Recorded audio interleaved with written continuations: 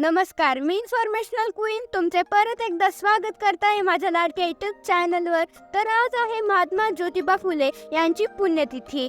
आज समाजसेवक आणि थोर पुरुष महात्मा ज्योतिबा फुले यांची पुण्यतिथी आहे. महात्मा फुले यांच्या जीवनाशी निगडीत काही गोष्टी जाणून घेऊया या व्हिडिओमध्ये. ज्योतिबा फुले महान क्रांतिकारी, भारतीय विचारक, समाजसेवी, लेखक व दार्शनिक होते. यांचा जन्म 11 एप्रिल 1827 साली पुण्यात झाला होता. ज्योतिबा यांचा पूर्ण कुटुंब फुलाचे गजरे बनवण्याचे काम करीत होते. यामुळे त्यांच्या कुटुंबाला फुले या नावाने ओळखले जात असे. ज्योतिबा केवळ 1 वर्षाचे असताना त्यांच्या आईचे देहांत झाले होते.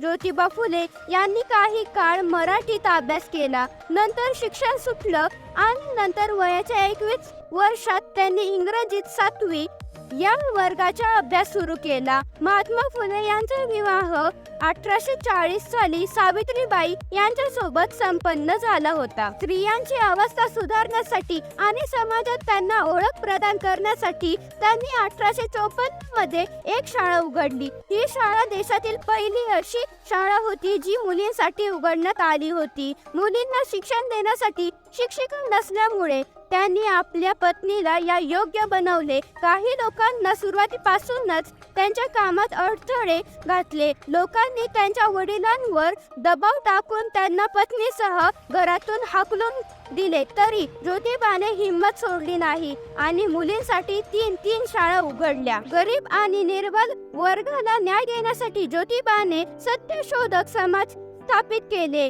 त्यांच्या समाज सेवेने प्रभावित होऊन 1888 मध्ये मुंबईच्या एक सभेत त्यांना महात्मा या उपाधीने अलंकृत करण्यात आले. ज्योतिबा फुले यांनी ब्राह्मण पुरोहित यांच्या मदतीविना विवाह संस्कार आरंभ केले आणि मुंबई हायकोर्टाकडून मान्यता मिळवली. ते बालविवाह विरोधी आणि विधवा विवाहांचे समर्थक होते. त्यांनी दलितांच्या प्रगतीसाठी अनेक कार्य केले. त्यांनी दलित मुलांचे घरात पालन पोषण केले.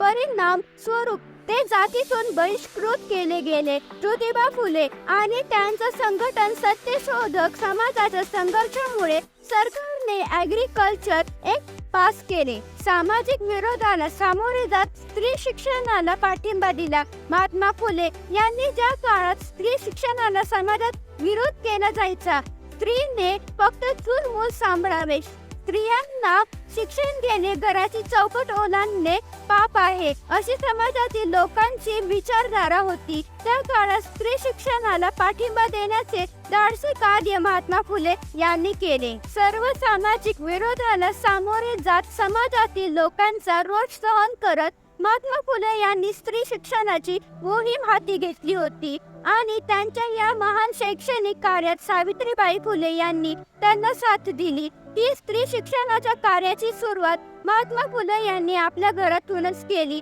आधी त्यांनी सावित्रीबाई यांना शिकवले, साक्षर केले, पहिली स्त्री शिक्षिका बनवले आणि मग आपल्या स्त्री शिक्षणाच्या मोहिमेत त्यांना देखील समाविष्ट करून घेतले. महात्मा फुले यांनी सुरू केलेल्या पुण्यातील बुधवार पेठ बेडेवाडा येथील शाळेतील अशिक्षित मुलींना शिकवण्याचे, साक्षर करण्याचे काम सावित्रीबाई करत होत्या. 1848 मध्ये महात्मा फुले यांनी आपल्या पत्नी सावित्रीबाई समवेत पुणे येथील बुधवार पेठ येथे बेडेवाड्यात मुलींसाठी ही पहिली शाळा सुरू केली होती. या शाळेत सर्व जातीच्या मुली शिकत होत्या, पण तरी देखील सावित्रीबाई यांनी आपल्या कार्यात माघार घेतली नाही. महात्मा फुले यांच्या सोबत मिळून स्त्री शिक्षणाचे कार्य सुरू ठेवले. प्राथमिक शिक्षण सक्तीचे केले. प्राथमिक शिक्षण प्राप्त करणे हा प्रत्येक बालकाचा अधिकार आहे, त्यामुळे हे प्रत्येक बालकास मिळायलाच हवे. यासाठी प्राथमिक शिक्षण सक्तीचे आणि मोफत करण्यात या विचाराचा पुरस्कार महात्मा फुले यांनी केला. भारतामध्ये प्राथमिक शिक्षण मोफत आणि सक्तीचे करण्यात यावे हा विचार मांडणारे महात्मा फुले हे प्रथम व्यक्ती होते. प्राथमिक शिक्षण मोफत आणि सक्तीचे करण्यात यावे यासाठी त्यांनी आवश्यक ती पावले उचलली होती आणि प्राथमिक शिक्षण मोफत आणि सक्तीचे केले. प्रशिक्षित शिक्षकांची नेमणूक केली. महात्मा फुले यांना माहित होते प्राथमिक शिक्षण मोफत सक्तीचे केल्यास विद्यार्थी वर्गाच्या संख्येत वाढ होईल आणि विद्यार्थी संख्या वाढल्याने त्यांना उत्तम दर्जाचे शिक्षण प्राप्त करून देण्यासाठी आपणास अधिक संख्येत दर्जेदार शिक्षकांची आवश्यकता पडणार आहे. ही गरज लक्षात घेऊन महात्मा फुले यांनी विद्यार्थ्यांना प्राथमिक शिक्षण दर्जेदार प्राप्त करून देण्यासाठी प्रशिक्षित शिक्षकांची नेमणूक करण्यावर विशेष भर दिला. शिष्यवृत्ती आणि शैक्षणिक सुविधा. खेड्यापाड्यात सुद्धा शिक्षणाचा अधिक प्रचार प्रसार व्हावा. ग्रामीण भागात देखील शिक्षणाचा अधिक प्रचार करण्यात यावा. ग्रामीण भागातील सर्व विद्यार्थ्यांना मोफत शिक्षण घेता यावे. तळागाळातील लोकांपर्यंत शिक्षण पोहोचवण्यासाठी महात्मा फुले यांनी खेड्यातील विद्यार्थ्यांना शिष्यवृत्ती देण्याचे तसेच इतर शैक्षणिक सुविधा पुरवण्यास देखील सुरुवात केली. महात्मा ज्योतिबा फुले यांनी वयाच्या 63व्या वर्षी 28 नोव्हेंबर 1890 ला पुण्यात आपले प्राण त्यागले. चला तर मग आजच्या व्हिडिओपुरते एवढेच. मी जी तुम्हाला माहिती दिली आहे ती तुम्हाला कशी वाटली ते कमेंट करून नक्की सांगा. पुन्हा एकदा भेटू एका नव्या व्हिडिओसोबत, एका नव्या माहितीसोबत. हर हर महादेव. छत्रपती शिवाजी महाराज की जय.